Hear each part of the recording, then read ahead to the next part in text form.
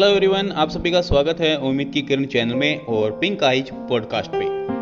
जैसा कि मैंने आपसे वादा किया था कि आईपीएस मनोज शर्मा की फोर्थ पार्ट है जो लव स्टोरी का, वो आप लोगों के लिए जल्दी लेके आऊँगा। तो माफ़ कीजिए, थोड़ा सा लेट हो गया था। तो आज अपन लोग को फोर्थ पार्ट अपन डिस्कस करेंगे। डिस्कस नहीं, मैं आप लोगों को सुनाऊंगा। बहुत ही जो इफेक्टिव जो मोड है, इंटरेस्टिंग मोड आया है आईपीएस मनोज शर्मा की लाइफ में। यानी कि जब वो आईपीएस से पहले थे, तब वो जब अल्मोड़ा गए थे सरदा मैम से मिलने के लिए, तो कैसे क्या वहाँ की घटना घटी और कैसे उन्होंने घर में एंटर किया, तो वो सिचुएशन कैसी थी। एक यानी कि जो लवर है, यानी कि प्रेमी के लिए ये सब एक होता है ऐसा क्रिटिकल्स कि कैसे एंट्री मिलेगी कैसे नहीं मिलेगी, तो उसके बारे में देखते हैं। तो चलिए शुरू करते हैं स्टोरी। दिल्ली पहुंचकर मनोज को आनंद विहार बस अड्डे से अल्मोड़ा के लिए हीना ट्रेवल्स की बस मिल गई थी। खूबसूरत अल्मोड़ा देखने की मनोज की बहुत इच्छा थी, लेकिन आज अल्मोड़ा जाते समय वह बहुत घबराया हुआ था। ऑफकोर्सली ऐसा होता है कि पहले तो यही रहता है कि चाहेंगे कैसा होगा कैसा क्या नहीं होगा, सोच रहे होते हैं। लेकिन फाइनली जब हम अपन उस जगह जाते हैं या फिर उस टाइम जैसे प्रपोज करते हैं या फिर उसके घर जाते हैं, तो काफ़ी नर्वस हो जाते हैं कि कैसे क्या होगा, घबरा जाते हैं। रात भर वह यही कल्पना करता रहा। फिर अल्मोड़ा में सरदा से कैसे मिलेगा, सरदा उसे अचानक से देखेगी तो क्या सोचेगी, उसके मम्मी पापा से मनोज ने क्या बहाने बनाएगा, उसे समझ नहीं आ रहा था। सुबह हो गई, चारों तरफ ऊंचे ऊंचे पहाड़ उसे दिख रहे थे। इन पहाड़ों के ऊपर घने धुएं से बादल तैर रहे थे। उसे लग रहा था कि बस के बाहर हाथ बढ़ाकर वह इन बादलों को छू सकता है। बादलों के साथ धुंध भी चारों तरफ फैल गई थी। ऐसा प्राकृतिक दृश्य उसने पहले कभी नहीं देखा था। मनोज पहाड़ी सौंदर्य में डूब सा गया। उसे लगा कि इसी सौंदर्य के कारण ही सरदा इतनी सुंदर और भली है। पहाड़ी सौंदर्य को निहारते हुए मनोज अल्मोड़ा पहुंच गया था। अल्मोड़ा पहुंचकर मनोज एक सस्ते से लॉज में जाकर रहने को तैयार हुआ और वहां पे जाके उसने फाड़ू तक रोशन किया। मम्मी ने अपनी अधूरी बात पूरी की और अभी भी वहाँ डाकू बंदूक दिखाई देते हैं। हेलो एवरीवन, आप तो सभी सरदा का की स्वागत है। मम्मी ने पूछा मनोज सर से कि क्या अभी भी वहाँ डाकू हैं। तो मनोज सर को लगा कि वहाँ पे मतलब कि ऐसे इस तरह से ये मैम क्यों पूछ रहे हैं और ऐसे लग रहा कि ये फिर मिलने नहीं देंगे। तो मनोज को यह चर्चा अपने भविष्य के लिए खतरनाक लगने लगी और उसे पता नहीं था कि चंबल की बंदूकें बिना चले अल्मोड़ा तक खौफ पैदा कर सकती है क्या। पर उसने बात संभालने की कोशिश की और अब ऐसा नहीं है, पढ़ाई में ग्वालियर बहुत आगे है। सरदा की बात छोड़कर मम्मी सब बातें कर रही थी। मनोज को समझ नहीं आ रहा था कि वह कैसे कहे कि सरदा को बुला दीजिए। उसने पांडे के दिए हुए हिंदी साहित्य के नोट्स लिफाफे में निकालकर अपने हाथ में ले लिए और मम्मी से बोला, आंटी जी ये नोट्स सरदा के लिए लाया था। और सरदा की मम्मी ने अब जाकर ऐसे खोला। सरदा तो इंटर्नशिप करने के लिए हरिद्वार गई है, लाओ ये नोट्स मुझे दे दो, मैं दे दूंगी। कल्पना और सपनों का बड़ा सा महल भर भराकर जमीन पर गिर गया। अब जैसे ही सरदा की मम्मी ने कहा कि सरदा तो इंटर्नशिप के लिए हरिद्वार गई है, तो मनोज सर का जो प्लान था सारा चौपट हो गया और यहाँ तक जो आया था उसकी सारी मेहनत बेकार हो गई। और फिर उसका महल जो भर भरा कर है वो सारा जमीन पर गिर गया। बड़ी सी योजना शुरू होते ही समाप्त हो गई। पर जल्दी हार मानने वाला मनोज नहीं था। उसने अपनी आदत के अनुसार समस्या को से जूझना नहीं छोड़ा। मनोज ने हिम्मत करके मम्मी से कहा, सरदा का फोन नंबर चाहिए, मेरे साथ चाहिए। मेरे पास था पर मुझे कहीं खो गया है। मनोज ने इस बात की चिंता छोड़ दी कि सरदा की मम्मी उसके बारे में क्या सोचेगी। तो सरदा की मम्मी ने उसका हॉस्टल का नंबर दिया। मनोज वापस बस स्टैंड आ गया नंबर लेकर। उसने अल्मोड़ा से विदा होने से पहले सरदा से बात करनी चाहिए। उसने बस स्टैंड के पास जाकर सरदा को हरिद्वार हॉस्टल फोन लगाया। घंटी जा रही थी, धड़कनें फिर बढ़ने लगी। बात न करो तब भी बेचैनी और बात करने को तैयार हो तब भी बेचैनी।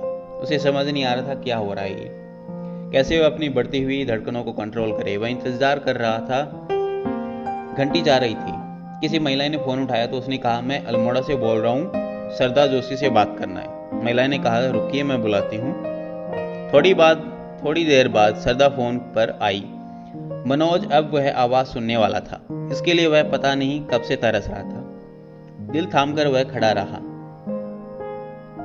हेलो, क्या यही वह आवाज़ है जो उसके लिए संजीवनी थी, जिसने सुनने के लिए उसे सांसें लेना जैसे उसे जो दुनिया की सबसे प्यारी आवाज़ थी?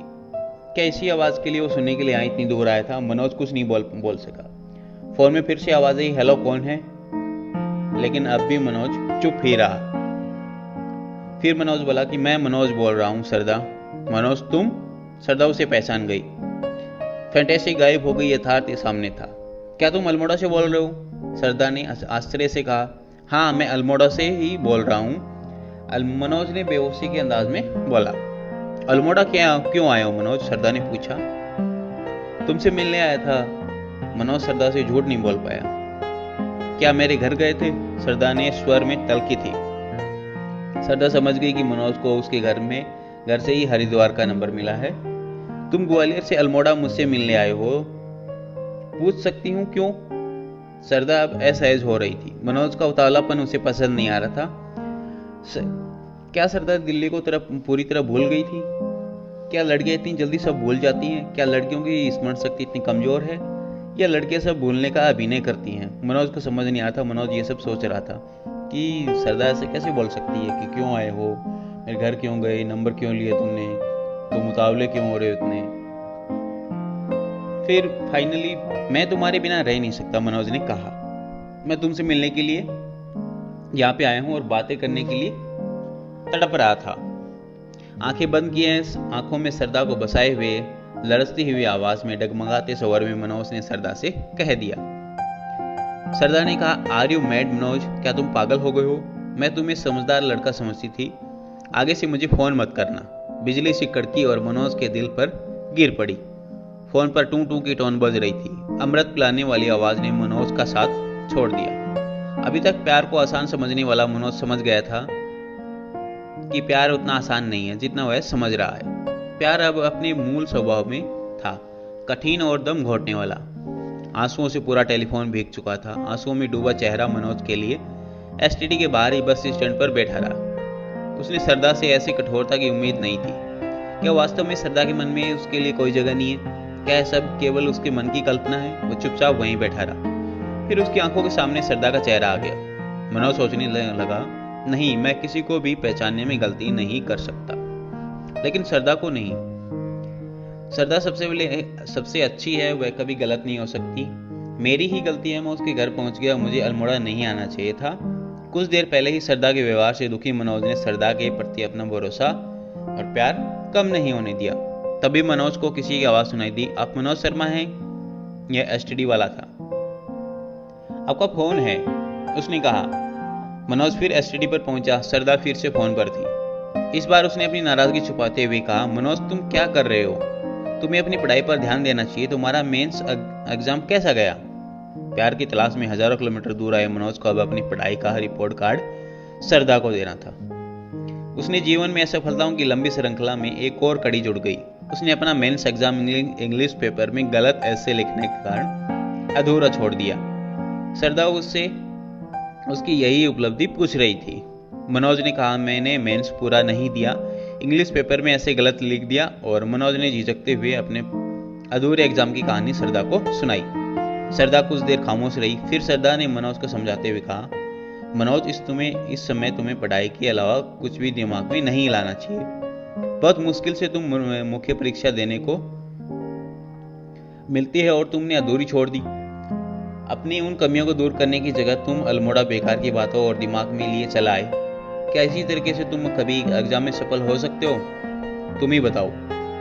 मनोज कुछ कह नहीं पाया। वह चुपचाप फोन पर सरदा से केवल सुनता रहा। केवल सरदा की बातें उसे लग रहा था कि उसकी खाली मन को फिर से भरने लगा। उसे भरे मन में अब कहीं कोई भय नहीं था, न ही कोई उसे आशंका थी, और सरदा के प्रति व अपने भविष्य के प्रति।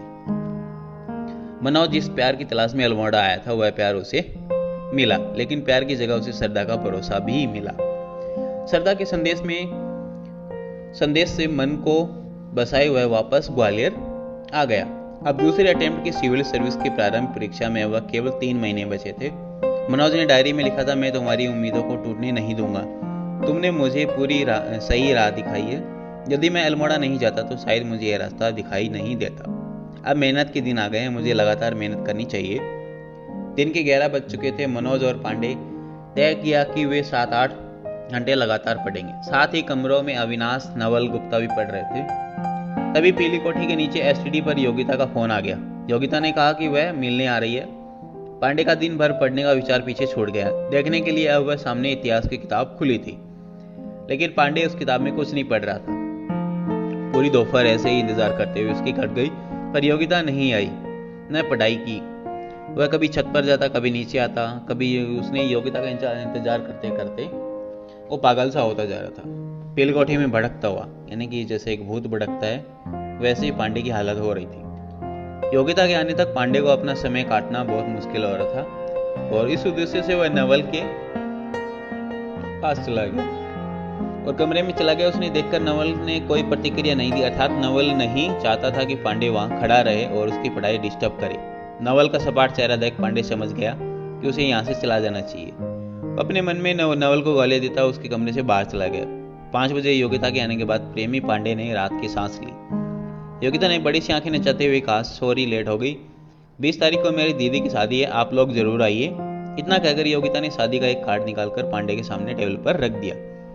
5 घंटे के इंतजार के बाद पांडे को अपनी प्रेमिका का 5 मिनट का साथ ही नसीब हुआ। योगिता के जाने के बाद वह लंबी सांस लेकर पलंग पर लेट गया और सुख की सांस थी। उसे महसूस किया कि अब वह पढ़ सकता है। सिविल सर्विस प्रीलिम्स के लिए अब माहौल सकारात्मक था। उसने किताब उठा ली। 10 मिनट किताब पकड़ने के बाद पांडे ने योगिता की दीदी का शादी का कार्ड उठा लिया और उसे बारीकी से निहारता हुआ फिर उसकी इच्छा टेप पर गाना सुनने की होने लगी। उसने फिर से मोहब्बत फिल्म का गाना लगा दिया, सोनी सोनी अखियां वाली गाने लगा दिए और फुल आवाज कर दी। पास के कमरे में नवल को इस गाने की पढ़ाई में डिस्टर्ब होने लगा। उसने पांडे के कमरे में आकर मनोज से कहा, गाने की आवाज कम कर दो। मनोज ने गाने की आवाज कम कर दी। नवल वापस अपने कमरे में पढ़ने चला गया। पांडे ने मनोज से कहा, ये नवल पढ़ने का अभिनय बहुत करते हैं, हम क्या पढ़ाई नहीं करते, हम तो गाने में डिस्टर्ब नहीं होते, उल्टे से जब गाना चलता है तो हम और अच्छा पढ़ते। पांडे ने उसके बाद नवल को भी जी भरकर गालियां दी। मनोज के पैसे खत्म हो गए थे। उसे पता चला कि पिता गांव आए हुए हैं, तो उसने मिलने के लिए और आगे पढ़ाई के लिए पैसे लेने गांव चला गया। बस से उतरते ही पुलिया ऊपर उसे विष्णु और बल्ले मिल गए। विष्णु सरकारी स्कूल में टीचर बन गया था। मनोज को देखते हुए विष्णु बोला, क्यों मनोज आ गए, कब तक बनेगा डिप्टी कलेक्टर, बहुत साल हो गए हैं अब तुम्हें। मनोज को उम्मीद नहीं थी कि गांव में प्रवेश करते ही उसे इस तरह का व्यंग्य सुनने पड़ेगा। उसने विष्णु को समझाते हुए कहा, हो जाएगा विष्णु, समय लगता है। लेकिन जो विष्णु था उसकी टांगे खींचने में लगा रहा था कि कब तक बनोगे साहब कलेक्टर। होता है ऐसा, जो सिविल सर्वेंट्स हैं, जो सिविल एस्पिरेंट्स हैं, जो तैयारी करते हैं, उनको काफ़ी लंबा टाइम चाहिए। बट कुछ लोग होते हैं उनके पड़ोस के, उनके रिश्तेदार के, वो आखिर यही पूछते रहते हैं कि भाई कब बनोगे तुम कलेक्टर, कब बनोगे। लेकिन उनको प्रॉपर टाइम है, उनकी जो मेहनत है, उनकी जो प्रॉब्लम्स है वो समझ नहीं पाते हैं। बस उल्टा उन्हें जो बस कटाक्ष करने पे लगे रहते हैं। और होने भी चाहिए ऐसे लोग। इन्हीं लोगों की वजह से हम आगे बढ़ पाते हैं। तो इन लोगों को पॉजिटिव लीजिए, नेगेटिव मत लीजिए, मेरा कहना यही है।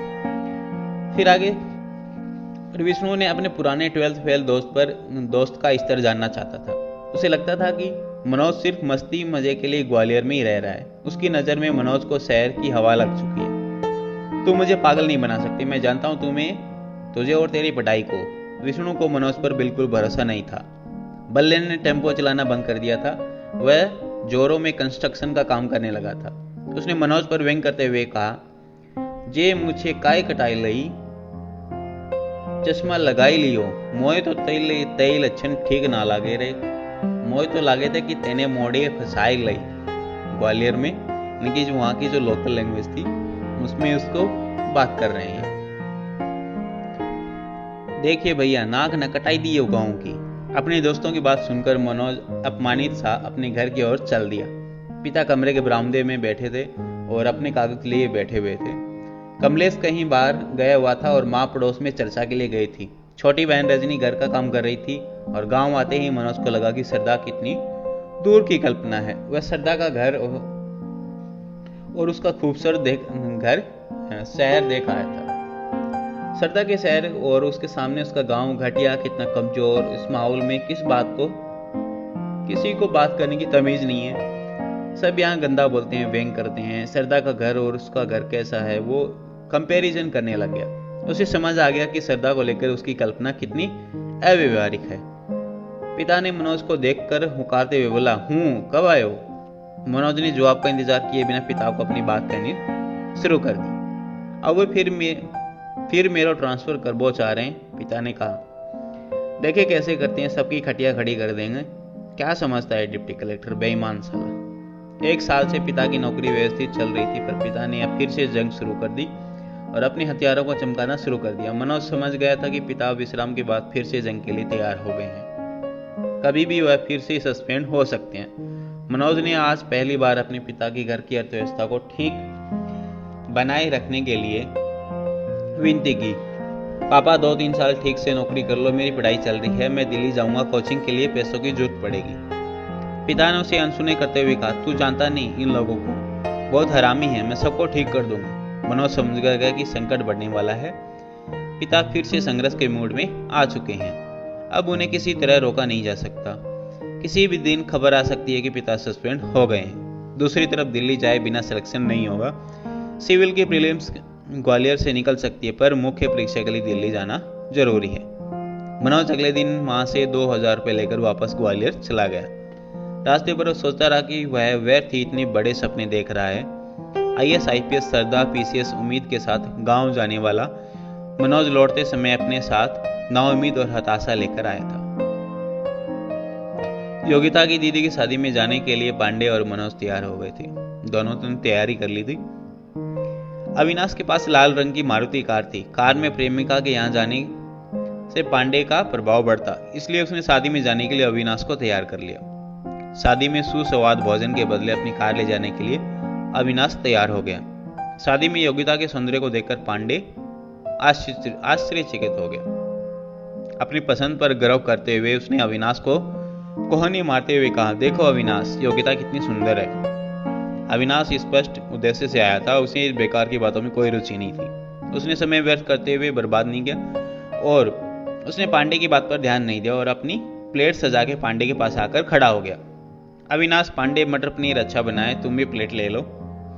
ज्यादा वक्त बर्बाद करने की जरूरत नहीं है, चलकर पढ़ना भी है। अविनाश ने पांडे को इस रोमांटिक पर मौके पर पढ़ाई की याद दिला दी, पर पांडे भूख प्यास मर चुकी थी। पढ़ाई वह भूल चुका था। वह मेहमानों से बात करती, चहकती, मुस्कुराती योगिता को निहार रहा था। पांडे ने इस बात पर मनोज से कहा, देखो मनोज, योगिता कितनी खुश है। मनोज ने पांडे को संतुष्ट किया, मुझे तो लगता है कि वह तुम्हारे कारण ही खुश है। उसकी खुशी छुपाई नहीं छुप रही थी। अविनाश ने बहुत दिनों से दही बड़ा नहीं खाया था, तो उसने दही बड़ा खाते हुए कहा, पांडे दही बड़ा अच्छा बना है, खाओ ना। अब योगिता के सौंदर्य में डूबे पांडे को अविनाश का व्यवधान पसंद नहीं आ रहा था और उसने गुर्राते हुए अविनाश से कहा, तुम ठूस लो पहले। मनोज को उत्सव और इस माहौल में सरदा की याद सताने लगी। एक प्रेमी अपनी दूरस्थ प्रेमिका को याद कर रहा था। दूसरा प्रेमी अपने निकट प्रेमिका को देख रहा था। तुम सही कह रहे हो, योगिता मेरे आने कारण ही बेहद खुश दिखाई दे रही है। संतुष्टि की गहरी सांस लेते हुए पांडे ने मनोज से कहा। अविनाश पांडे की बात पर हंसना चाहता था, पर इस डर से चुप रहा कि हंसने में उसके मुंह में भरे कड़ी चावल गिर जाए। फिर भी मुंह में कड़ी चावल भरे हुए उसने अपनी मन की बात कह दी, पांडे तुम्हारी आंखें फूट गई हैं क्या? अविनाश बिन बुलाए शादी में केवल भोजन करने आया था, पर उसने पांडे को यथार्थ के दर्शन कराने पर अपना दायित्व निभाया। पांडे ने अविनाश के गुस्से से कहा, उल्टी सीधी बातें मत करो, तुम क्या जानो प्यार की खुशी क्या होती है। तुम्हें यहाँ लाकर बहुत बड़ी गलती कर दी, बताओ अब क्या कहना चाहते हो। अविनाश की नजर बारीक थी। उसने पांडे को वह दिखाया जो प्यार में अंधा पांडे नहीं देख पा रहा था। अविनाश ने चाशनी वाले गरम गरम गुलाब जामुन खाना लेते हुए पांडे से कहा, योगिता तुम्हारे कारण नहीं चहक रही है। पांडे, वो देखो काले कोट में तुमसे लंबा और सुंदर लड़का खड़ा है, उसके कारण वह चहक रही है। पांडे और मनोज ने देखा कि योगिता एक स्मार्ट लड़के से हंस हंस कर बातें कर रही है। पांडे ने इस दृश्य को देखकर अविनाश का विरोध किया। अविनाश, तुम विघ्न संतोषी हो। यहाँ कई लोग योगिता के मेहमान हैं, हंसकर बात करना उसका धर्म है। मन माने तो पांडे, यदि नहीं माना तो वह, पर उस लड़के को चक्कर में योगिता का तुम बेकार के बीच में ही कूद रहे हो। अविनाश ने आत्मविश्वास से कहा। पांडे अब चौकन्ना हो गया। उसने उम्मीद नहीं थी कि योगिता उसके कारण नहीं, किसी और लड़के के कारण खुश है। अविनाश ने कॉफी पीते हुए फाइनली निर्णय सुनाया। पांडे, तुम्हारा अब कोई काम नहीं है। तुम्हारी योगिता तुमसे ज्यादा स्मार्ट और संभावनाशील लड़का ढूंढ लिया है। चलो अब चलकर पढ़ाई करो। पांडे तनाव में था। उसने चिढ़कर कहा, मैं नहीं मानता तुम्हारी बात, मैं खुद पता लगाता हूँ। रुको पांडे, मैं पता लगाता हूँ, तुम शांत रहो। मनोज ने विचलित पांडे को कंट्रोल करते हुए कहा। योगिता के पास पहुंचकर मनोज ने योगिता को परखने के उद्देश्य से बोला, योगिता अब हम लोग चलते हैं। तब योगिता कुछ बोलती है। मनोज ने योगिता के साथ खड़े लंबे और स्मार्ट लड़के के साथ हाथ मिलाकर, हेलो मैं मनोज। लड़के ने विनम्रता से कहा, हेलो मैं शशांक। योगिता ने शशांक का परिचय दिया और ये शशांक है, जीजा जी के रिश्तेदार हैं, इंग्लैंड में सॉफ्टवेयर इंजीनियर हैं। यह एक अधूरा और आशंकित करने वाला परिचय था। पास खड़ा पांडे समझ गया कि इस लड़के के सामने अब कुछ भी नहीं है। शादी की लाइटिंग और चकाचौंध, पांडे का चेहरा फीका पड़ गया। उसने अपनी हर हार एकदम सामने दिखाई दे रही थी। पांडे बुझ गया। लड़का उन लोगों से विदा लेकर चला गया, यानी कि शशांक वहां से चला गया था। मनोज पूरी तरह कंफर्म करना चाहता था कि वास्तविकता है क्या। मनोज ने योगिता से कहा, योगिता शशांक अच्छा लड़का है। योगिता को मनोज का आशय समझने में वक्त नहीं लगा। उसने मनोज से बड़ी उत्सुकता से पूछा, सच में? मनोज ने पूरी जांच पड़ताल के उद्देश्य से योगिता से कहा, योगिता इंग्लैंड जाकर हम लोगों को भूल तो नहीं जाओगे? योगिता शर्मा गई और अपना सिर केवल ना के इशारे में हिलाया, जिसका अर्थ था कि वह इंग्लैंड जाकर इन दोनों को नहीं भूलेगी। पांडे का अब कोई फर्क नहीं पड़ता था कि इंग्लैंड जाकर योगिता उसे याद करे या भूल जाए। कुछ देर खामोशी बनी रही। पांडे की हिम्मत योगिता के चेहरे देखने की ओर नहीं हो रही थी। योगिता ने मनोज से कहा, आप लोग खाना खाकर ही जाइए। योगिता ने पांडे की तरफ देखा भी नहीं और वह दूसरी तरफ चली गई। अविनाश ने देखा कि अब पांडे और मनोज केवल अकेले हैं, तो वह लपक कर वहां आ गया। मनोज ने अविनाश से कहा, तुम सही कह रहे थे अविनाश, योगिता इंग्लैंड जाने वाली है और वो उस लड़के से प्यार करती है। अविनाश ने पांडे से व्यंग में कहा, पांडे अब चलो यहाँ खाना खाकर चले। अब मैं हिंदी में लाफ मारकर सॉफ्टवेयर इंजीनियर के साथ तुम्हारी प्रेमिका निकल ली है। पढ़ लो, नहीं तो कहीं के नहीं रहोगे। मनोज ने पांडे से कहा। पांडे ने खाना खा लेते हैं और देर हो रही है, मनोज ने कहा। पांडे अविनाश से कुछ नहीं बोल रहा था, पर उसके भीतर आग लगी हुई थी। योगिता से कुछ कहने की हिम्मत पांडे की नहीं थी, इसलिए वह मनोज पर फट पड़ा। जिस दिन तुम्हें श्रद्धा छोड़कर जाएगी उस दिन खा लेना तुम खाना। तुम्हें क्या करना चाहिए मुझसे? तुम्हें श्रद्धा की याद आ रही होगी, जाओ तुम श्रद्धा को फोन कराओ। मेरी चिंता करने की तुम्हें जरूरत नहीं है। पांडे ने अपने लुट चुके प्यार का गुस्सा मनोज पर उतार दिया। मनोज समझ गया कि इस समय पांडे को कुछ भी कहना खतरे से खाली नहीं है। अविनाश पांडे की दूर खींच ले गया और मनोज वहीं खड़ा रहा। डीजे पर कमबख्त इश्क है जो सारा जहां, ये गाना वहां पे चल रहा था। सुखविंदर और आशा भोसले के इस गाने से मनोज ने अपने अधूरे इश्क में डूब गया। उसे लग रहा था कि यह गाना उसी के लिए बना है। ये इश्क हिम्मत है, इश्क हिम्मत है, इश्क किस्मत है और इश्क ताकत है। यानी कि काफी वहां पे गाना चल रहा था। मनोज उस गाने में डूब गया और उस गाने को फील करने लग गया। गाना खत्म होने के बाद उसका यह भरा प्रेमी लूटा प्रेमी पास आया और पांडे जो है वो कंफ्यूजन में था कि खाना खाएं या नहीं। उसके दिल में और पेट में जदोजहद चल रही थी। उसे पता चला था कि आज पीली कोठी में भी उसे खाना नहीं मिलेगा, इसलिए उसने भूख से समझौता नहीं किया और भरपेट खाने के बाद तीनों कार से वापस चल दिए। पेट में भोजन जाने के बाद पांडे को फिर से दुखी होने की ताकत आ गई और वह दुखी मन से सड़क पर देखने लगा। पांडे की रोने की इच्छा हो रही थी, पर रोने के लिए उसे उपयुक्त नहीं लग रहा था। अविनाश ने दोनों प्रेमियों से कार चलाते हुए कहा, कंपटीशन की तैयारी करने वालों के लिए प्रेमिकाएं मीठा जहर होती है, जिनसे शुरुआत में ही हाथ जोड़ लेना ठीक रहता है, नहीं तो ये जान लेकर ही छोड़ती है। अविनाश ने प्रेम और प्रेमिका के बारे में अपना विचार दोनों प्रेमियों को बता दिया। दोनों प्रेमी अविनाश की बात से असहमत थे। वे अपनी बात आगे बढ़ाए। प्रेमी तो कुत्ते होते हैं, उनके पीछे अपनी पढ़ाई लिखाई छोड़कर लपलपाई जीभ से निकालकर भागते रहते हैं उनके पीछे। क्यों पांडे? अविनाश ने पांडे को कुत्ता कह दिया और अविनाश उसकी स्वीकारोक्ति भी पांडे से ही चाहता था, यानी कि उसने पांडे को कुत्ता भी कह दिया था और वह हामी भी पांडे से ही भरवाना चाहता था। पांडे जोर जोर से बोलने लगा, हाँ मैं कुत्ता हूँ, मैं कुत्ता हूँ। यानी कि पांडे है उसका बहुत बुरा हाल हो गया था। ये सभी के साथ होता है, यानी कि उसकी किसी का जो प्यार है, उसकी गर्लफ्रेंड है, तो उसे छोड़कर किसी दूसरे के साथ चली जाए तो होता है ऐसा। तो वही हाल पांडे का हो रहा था उस टाइम। इतना कहकर उसकी रुलाई फूट पड़ी और वह अविनाश से लिपट कर रोने लगा। अविनाश को इससे लिपटने से कार चलाने में सुविधा होने लगी और उसने पांडे से अलग किया। पांडे कार चलाने दो, अभी घुस जाएगी किसी में। प्रेमिका से हाथ धोया है, जान से भी हाथ धोना पड़ेगा, हटो अलग। मनोज अभी भी उसी गाने को सुन रहा था जो वहां पे डीजे पे बज रहा था। उसका सुरूर गुनगुना रहा था। मनोज जी बताइए, क्या मैं गलत कह रहा हूँ? मनोज ने पूरे गिले से पूरी आवाज में उसी गाने की लाइनें गाना शुरू कर दी। ये इश्क हिम्मत है, ये इश्क किस्मत है, ये इश्क ताकत है, इश्क दिल की दौलत है। गाना इतना तेज और बेसुरा था कि कार के बाहर सड़क पर चलते हुए कुछ लोग भी मनोज को देखने लग गए थे। तीनों पीली कोठी पहुंच गए।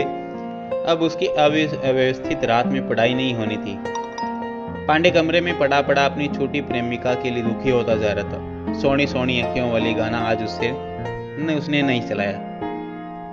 उसने लगान फिल्म का भजन, ओ पालनहारे निर्गुण और न्यारे, तुम बिन हमरा कौन नाही, हमारी उलझन सुलझाओ भगवान, तुम बिन हमरा कौन नाही, उसने टेप पर लगा दिया और पलंग पर लेटकर रोता रहा।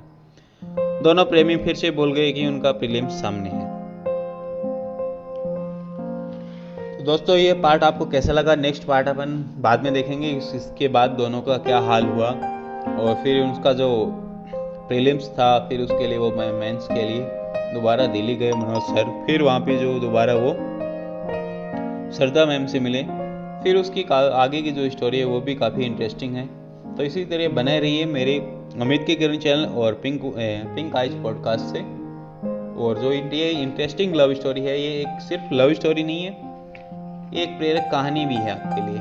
और ऐसा नहीं होता कि हर बार जो गर्लफ्रेंड्स होती हैं, हमारा जो प्यार होता है, या फिर यूँ समझ लीजिए कि जो वाइफ्स है वो हमारी हेल्प नहीं करती। वो काफ़ी ऐसे एग्जाम्पल्स हैं कि वो जो लोग हैं वो अपने रिलेशनशिप में रहकर भी उन्होंने यूपीएससी क्लियर किया है और अदर्स कंपटीशन एग्जाम्स भी उसने क्लियर किए हैं। तो ऐसा सोचना गलत है कि अगर किसी से प्यार हो जाएगा तो हमारे लिए असुविधा होगी। बट ये है कि आपको खुद को सोचना होगा उस चीज़ में कि उसका टाइम मैनेजमेंट करना है, किस तरह से उनको हैंडल करना है अपने रिलेशंस को, तो फिर उससे वो प्रॉब्लम्स क्रिएट नहीं होंगी। तो आई होप दोस्तों ये आपको वीडियो पसंद आएगा। थैंक यू, धन्यवाद। लाइक कीजिए, शेयर कीजिए, सब्सक्राइब कीजिए और कमेंट बॉक्स में अपने कमेंट्स ज़रूर लिखिए ताकि मैं भी मोटिवेट होता रहूँ आपके कमेंट्स पढ़कर और जो नेक्स्ट पार्ट्स है वो बनाने के लिए मोटिवेट हूँ। कमेंट बॉक्स में आपके अगर किसी इस तरह से कंडीशंस हुई है, यानी आपका ब्रेकअप्स हुआ है या फिर आपका किसी और ऐसा कुछ डिस्प्यूट्स हुए हैं, तो प्लीज़ आप शेयर कीजिए। और आपको कोई सजेशन चाहिए, कोई हेल्प चाहिए तो वो मुझसे कमेंट बॉक्स में लिख सकते हैं, मैं आपकी हेल्प जरूर करूँगा। थैंक यू, धन्यवाद।